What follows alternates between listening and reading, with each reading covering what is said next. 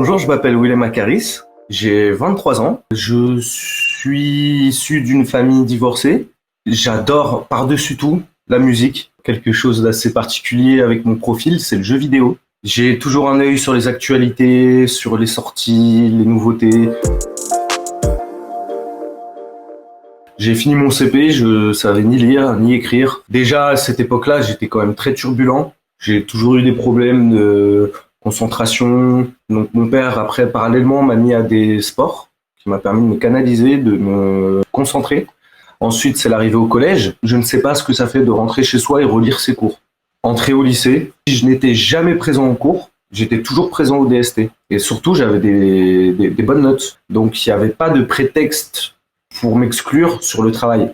Et j'ai eu la chance d'avoir des gens qui m'ont quand même fait passer en première parce que justement, ils savaient que j'allais me retrouver dans une filière qui me plaisait.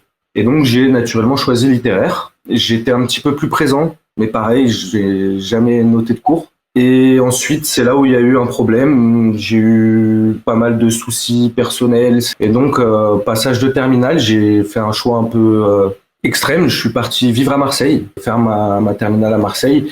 Mais je suis tombé dans des addictions pas très drôles. J'ai complètement décroché pour le coup. Je suis remonté en région parisienne, donc j'ai appelé, j'ai dit voilà, j'aimerais passer mon bac en région parisienne.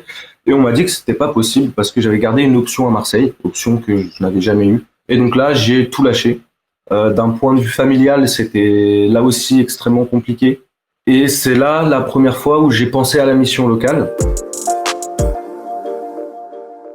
Premier contact avec la mission locale où il n'y a eu aucune suite à cause de ma part.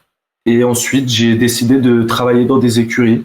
Ça m'a quand même permis de me recentrer un peu plus sur moi-même. J'étais pas éligible au financement du permis de la mission locale à cause du foyer fiscal. J'étais toujours rattaché fiscalement sur celui de mon père. J'avais ni carte d'identité, ni carte vitale, ni mutuelle. Donc là, ça m'a permis de refaire tous mes papiers, faire la fameuse journée d'appel parce qu'on en a besoin pour le permis. Donc j'ai eu le permis qui m'a permis de trouver un travail. J'ai été employé par la mairie de Fontainebleau. Et c'est à la fin de ce contrat, en fait, j'ai pris contact avec la dame qui me suivait à la mission locale. Je lui ai expliqué mon projet. Elle m'a dit que c'était un bon projet. À partir du moment où j'ai eu le feu vert, en fait, je suis parti sur l'île d'Oléron pour passer mon bac. C'était quelque chose qui me tenait à cœur. Et quand j'ai eu mon bac, je suis retourné donc dans ma région.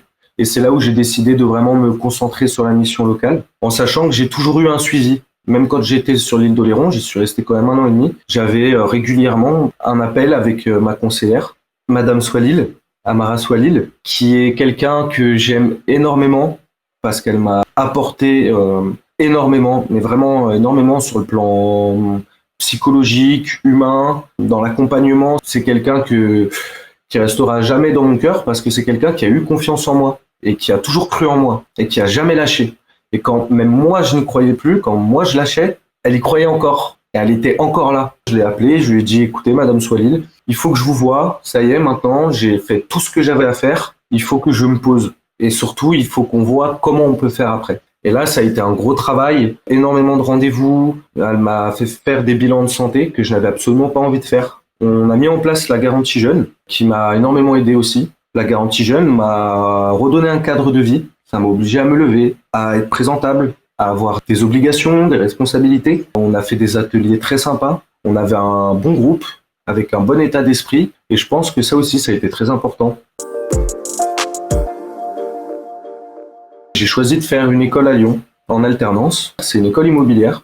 J'ai toujours eu un besoin de travailler au contact des gens. Je suis dans une agence immobilière, on est des indépendants. Mon patron, mon directeur, il a su voir en moi directement, au plus profond de mon cœur. Quand on vient d'un parcours assez compliqué, parfois on peut être à même de se mettre des barrières. Quand on te dit 1 fois, 2 fois, 3 fois, 10 fois, 30 fois, 50 fois, ah mais toi t'es fait pour ça, ou c'est quelque chose après qui rentre dans la tête et qu'on croit. Et au début, ce n'était pas forcément facile tous les jours. Et aujourd'hui, c'est du pur plaisir. Ce que j'envisage, déjà, c'est de terminer mon cursus. C'est la première fois que je reste aussi stable aussi longtemps. Mais c'est pas la course au diplôme qui m'intéresse. Ce qui m'intéresse vraiment, c'est de m'épanouir au quotidien, de rencontrer, de discuter, d'échanger. Quand j'aurai fini tout ça, que je serai vraiment bien établi, centré sur moi-même, là, je vais pouvoir me centrer sur les autres. Pourquoi pas, plus tard, avoir un lien avec l'enseignement, la transmission du savoir, parce que pour moi, les enfants, c'est l'avenir.